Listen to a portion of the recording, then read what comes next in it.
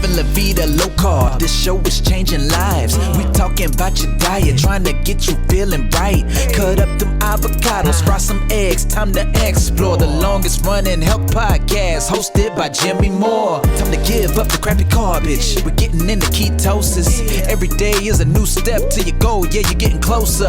Motivated and focused, don't stop, just go. Time to get inspiration from the Living La Vida Low Carb Show. Hey, the livinglowcarbshow.com. Hey guys, today we have with us Jordan Wolfe. So she is from the Hub City Farmers Market. That's my farmers market. I've been going to that market since you guys opened. I know you came on board in 2019 as the executive director, but those of us here locally in Spartanburg, we love that market. That market has been such a godsend for so many of us. I get all of my real food there locally. And so thank you for the leadership you're doing there. Just wanted to say that up front, that what you're doing there, and we're big fans on this podcast of farmers markets and anybody putting real whole foods. And I know sustainability is a big passion of yours as well. You've done a lot of work in that area, so kudos to you. But I wanted to bring you on here today, Jordan, and thank you, by the way, for graciously being to an interview. This isn't an easy kind of interview for somebody like yourself, but I wanted to talk about something that happened at your market that, quite frankly, value sounds a little bit difficult, sounds a little bit strange. And so I've kind of shared a little bit on social media over the past few days of kind of my perception of what I've heard has happened. But can you kind of give the details of what unfolded with Old Paths Farm? Yeah, Travis's company, and why they are no longer associated with Hub City? Sure. So just to start, though, thank you for being a supporter of the Farmers Market, Hub City Farmers Market. Our organization has been around since 2003, and we only exist because of our customers and their loyal support to the 50 small business owners and farmers that sell at our market and our other programs as well. But we have, if anyone knows, COVID hasn't been easy for anybody and any organization.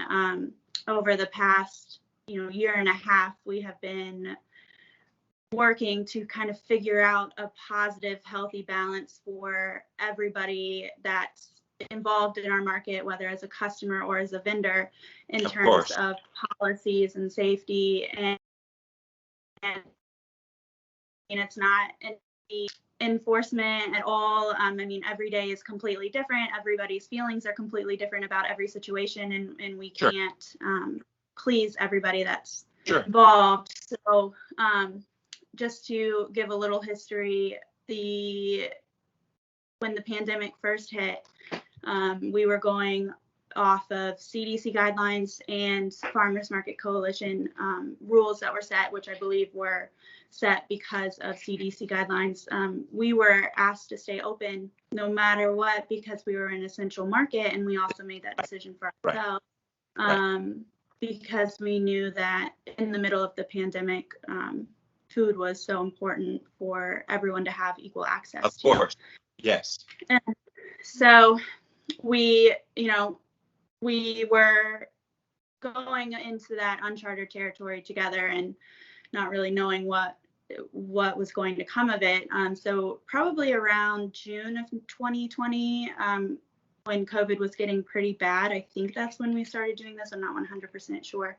We started to enforce masks for all vendors, no matter what. And that was a decision that was made by the staff with support from the board. But we decided to do that, on our own accord. We set that policy. And for over a year, we had no issues with. Obviously, there are hard times to enforce something like that. We have a staff of, there's 2 people on our team that are regularly enforcing that, and we're not always there at the same time. And then there's 30, 40 people, vendors that are in our market space. And so we try to do the best that we can to enforce something like that. But we didn't have any issues, really, from my understanding, from my perspective. We didn't have any issues. It wasn't perfect, and we admit that 100%. But then when the CDC came out with vaccinated people do not have to wear the masks. We took a couple weeks before we said anything. We kept our 100% all vendors are required to wear masks policy in place.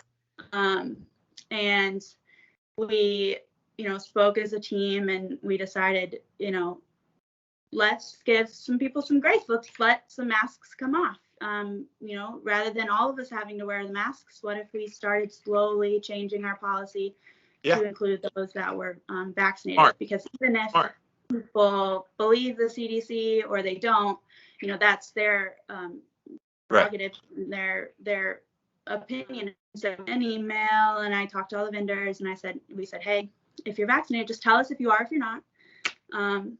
That's your decision to make 100%. If you tell me in my face right now today that you are, you don't have to wear your mask. And that's it. That's all that we did. Hold on. So it was word of mouth at that point. There was no requirement to show the card or anything like that? When I went around, and people were like, do you want to see my card? And I said, no, we don't need to see your card. I'm trusting you to tell me if you are, if you're not. I just need to know if you are, if you're not. Because most of the business here in Spartanburg, they all say, if you're jabby jab, hokey pokey, I have to use a little bit of code because I will get banned on YouTube if I don't. Then you don't have to wear a mask, but nobody's looking for a card. So you're saying nobody was ever asked for their card? In person, no. We're thinking about if we should or if we should not, but in the end, we decided, no, we want to trust everybody's. And that's still the policy to this day, that you're just trusting that people don't show the card, or did that change somewhere? So that was June 5th of this year that we were asking just in person if they were not. And we tried that for a couple of weeks. There wasn't, only a little bit of negativity came from that, which you know of. But just from my personal opinion, from what I seem to experience and observe, it just seems like everyone in Spartanburg and in other states around the world, because I talked to my family and they said the exact same thing. Everyone was fine with wearing the masks, but then all of a sudden it just like a little switch happened, and everyone was like, no, I'm not going to wear the masks. And so that opinion switch really showed us that, wow, we don't have the capacity to control this policy in place. And no one knows that they have the capacity to do so until they enforce a policy. Right. So back to my question, I don't mean, and thank you for that context. Has there been at any point, show us your vaccination card, or you're not allowed to, or you're going to have to wear a mask, basically? Is that in writing somewhere? We sent an email that said where we may ask for, I don't remember the exact words, but words, if you want to read them. I have the exact words. Masks for vendors are required at the market. This was on May the 27th. This went out. Even when walking around, unless you want to show me your vaccination card, per the CDC guidelines, vendors who have been fully vaccinated will be permitted to remove their masks. If you aren't vaccinated or you choose not to show us your vaccination card, you will be required to wear your mask until the CDC decides to change their guidelines. The farmers market staff will be required to follow all of these guidelines. This will be strictly enforced. If you don't bring a mask, we'll help and give you one. That's basically what you wrote in that email. So you did require, I guess, the card? So that email was sent, yes. We talked about it afterwards, and we said when we were in person, we will not ask. So there was not one time that we asked for a card.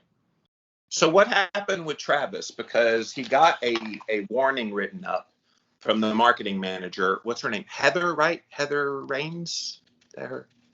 Yeah, but if we cannot use last names. I find the people, right? So we're not talking in esoteric language.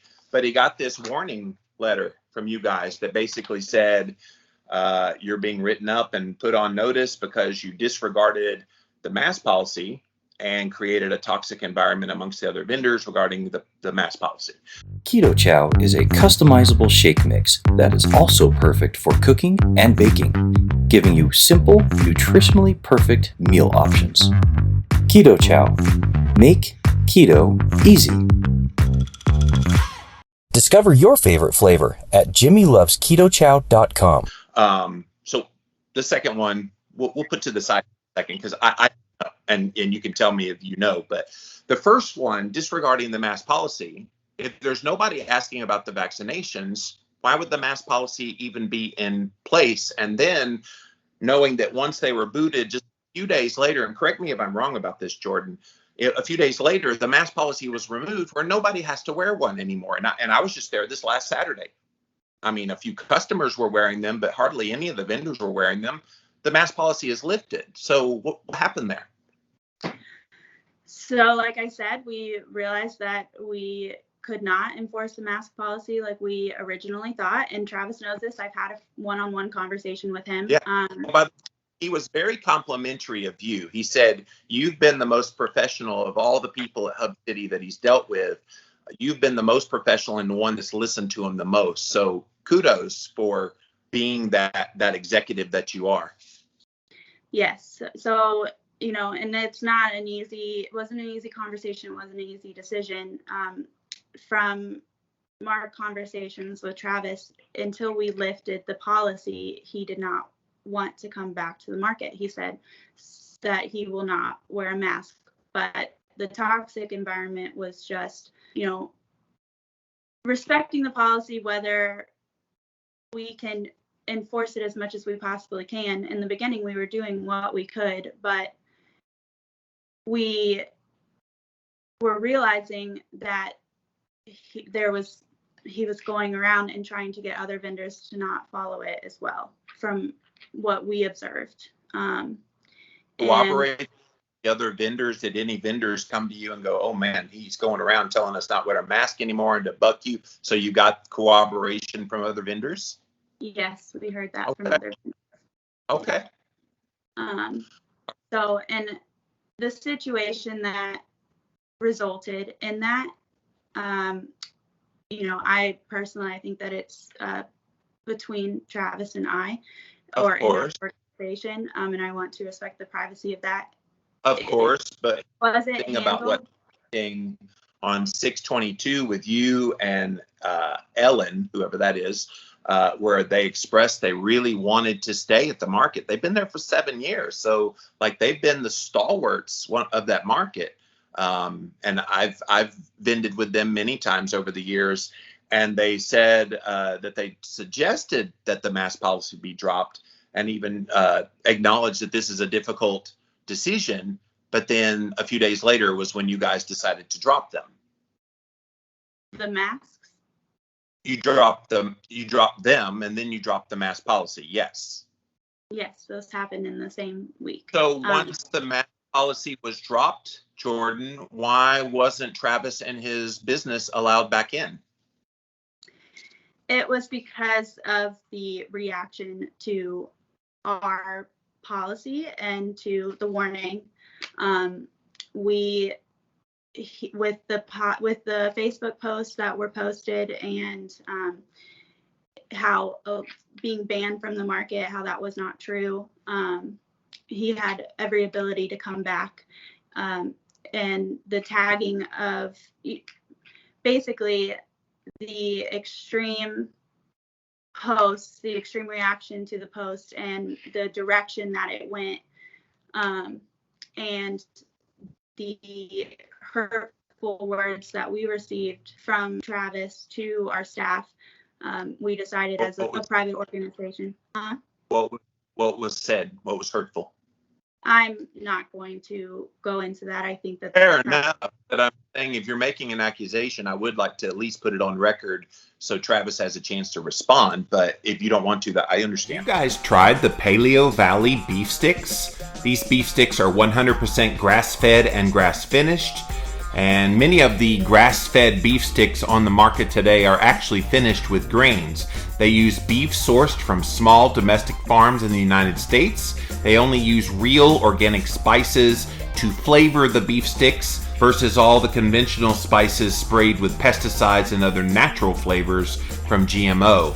They also ferment the sticks, which creates naturally occurring probiotics, all great for your gut health, and best of all, they taste amazing. Again, they're Paleo Valley, my favorite beef stick on the market today. Go check them out, you guys. PaleoValley.com. Use the coupon code Jimmy at checkout for 15% off your first order. Paleo Valley beef sticks. So one thing that was brought up too, not just by Travis, but by several people when I first kind of reported on this story a couple of days ago, that live locally here in Spartanburg, is the whole idea that Spartanburg Regional, one of your big sponsors, and we appreciate them. They're a big hospital for people that don't know Spartanburg, South Carolina, the biggest hospital in the area. And they're a big sponsor of Hub City Farmers Market. And it was said, at least two different people in the market, that the reason the mask mandate's there is because that's what our sponsor, Spartanburg Regional, wants. But then when they asked Spartanburg Regional, they're like, we didn't put that pressure on Hub City. Can you set this record straight on what did happen with that? Spartanburg Regional has no part in this. Perfect. Good. Well, for some reason it got out that it did. But I appreciate that. And so there are things that get out all the time. There are things that get out all the time that said or misunderstood, and who knows the full situation of what happened. But for the record, Spartanburg Regional has zero part in this situation, and would appreciate if we would stop including them in this message. Yeah. For sure. Well, and they're a wonderful organization that helps support real food. So that's a big deal. That's a big deal to me, because hospitals, they thrive on people being sick. And so the fact that they're supporting a farmer's market is actually encouraging.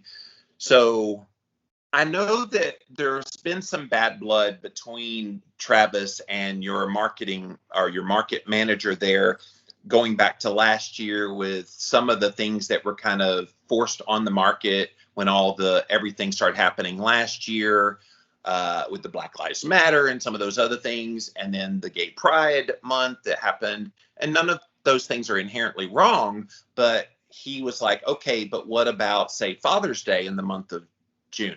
There was no like Father's Day celebration. And so that was another kind of, I'm just asking, like, undercurrent of maybe why this was put in place to get him out of there because of the mask thing. And I'm just asking the question. I'm not opinionating. I want to hear what you have to say. They used the mask and they used the insubordination, so to speak, to get him out. But it was really because of like political views that you felt weren't in conjunction with what you guys wanted. No, and he has every right to his views and his feelings and his opinions, and we respect that tremendously. Everyone has every right to their own political and social views, and it had nothing to do with him not being asked back. Everything went with our decision. It had everything to do with the reaction to the mask policy, what was happening publicly the 2 weeks after the attempt at enforcing that policy and that change. It had nothing to do with what was done previously. Yeah, fair enough. Yeah. So it sounds like the focal point was when the policy changed and he became more vocal. That's when it kind of raised y'all's ire to say, hey, wait a minute, we got a business to run here and this ain't cool. Is that kind of your position here? Yeah, a farmer's market, the whole point of our organization is centered around food. It's centered around gathering. It's centered around the community. It's centered around love of food and love of being together. And we want everyone to feel welcome in our space. And when the posts came out and when the emails came out, we felt that the relationship with our vendors, with our community, with our funders, with just everyone that has been in such great support of our farmers market, we felt as if that was threatened. And it resulted in a lot of negativity that we couldn't have any tolerance for in the future. Right. Thank you for that. So I'm real curious because you guys are focusing a lot on what the CDC has had to say regarding mask wearing. The CDC came out a couple months ago, 2-3 months ago now. If you're outdoors, you don't have to wear a mask. So you're in outdoor markets. So why would they be required to wear that? I'm just curious now. Just because we have hundreds of people coming to the market every day, it can get very, very crowded. And there's also food handling involved. And so we were having the masks out of respect for the customers that are still at risk for the virus. And so if social distancing wasn't able to happen. Wouldn't that onus be on the individual if they're that concerned about the virus to stay home, send a friend? Do you guys do any kind of delivery of the food? Do you have that kind of service? That would be kind of a nice option for people that are truly scared. We have a CSA program where we buy product from local vendors and people can pick it up on Wednesdays or have it delivered. But we, while, like I said, everyone's opinions and feelings are completely valid, and we're not here to degrade them at all. And we just have received many calls and emails throughout the last year asking about if vendors can still wear masks. We want to enjoy the community aspect. If this is an option, we would love for it to happen. And so we were just trying to find a compromise with the mask. So. Well, and fair enough. They're your customer base. They're kind of your bread and butter, so to speak, or in this case, your vegetables and meat. So it's what you mostly sell. So what about other farmers markets in the area? You're not the only game in town. There's one in neighboring towns kind of all around us. That is the beauty of kind of the real food movement. Do they have similar policies to you regarding requiring a vaccination, requiring kind of showing your card, wearing a mask?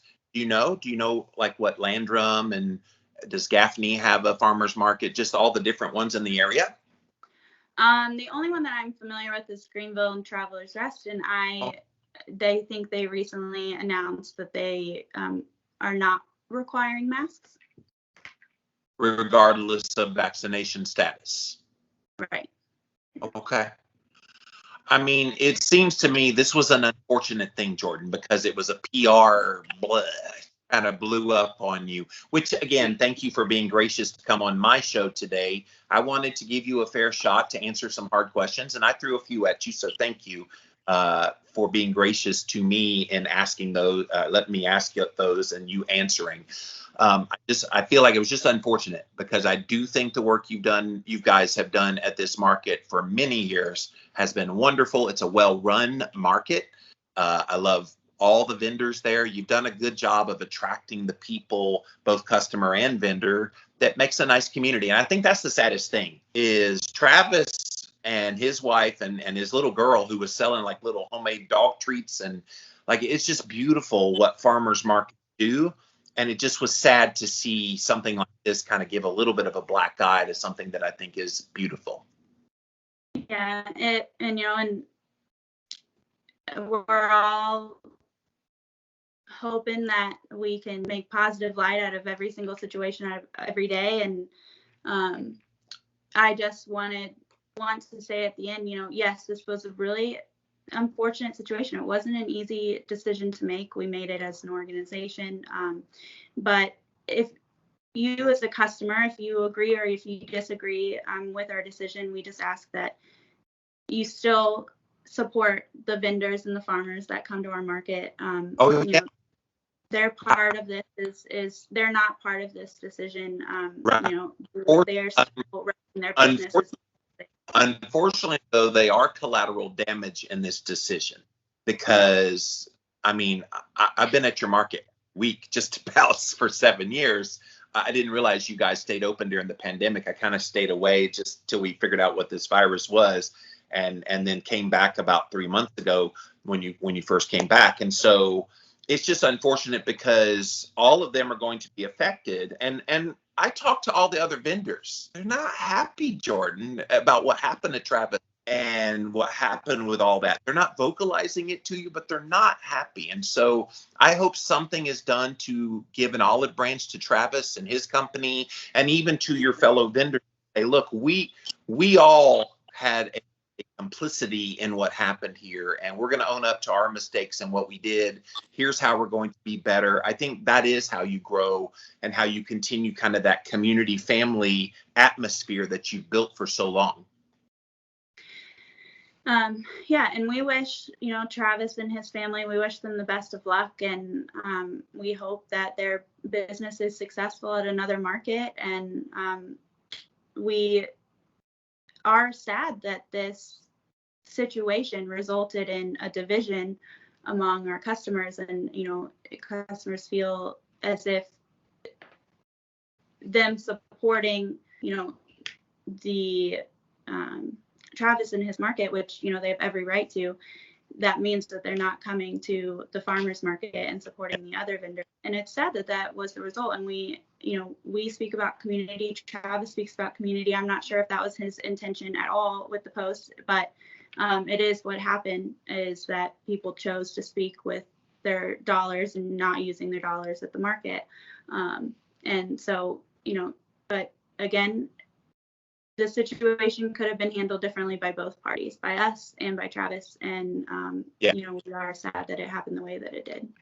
I agree. And I will be talking to Travis very soon, and I'll get his side of the story, and I'll express a lot of these that you share.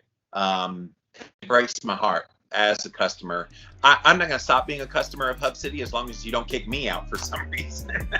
But I won't give you a reason to kick me out. But yeah, thank you. Thank you for being here. Thank you for being willing to answer the tough questions. Keep up the good work.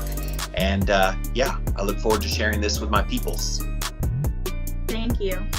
Get inspiration from the Living La Vida Low Carb Show. Hey, the livinglowcarbshow.com. Woo! Real Good Foods is one of the fastest growing frozen food companies in the U.S. Everything they make is nutrient dense, high in protein, low in carbs, and made from real food ingredients. Instead of using processed flours, everything they make is 100% grain-free and gluten-free, which is how they keep their carbs so low. They can be found at Costco, Walmart, Target, Kroger, and in almost every grocery store nationwide. Or you can order online. Check us out today at realgoodfoods.com and at Real Good Foods on social media.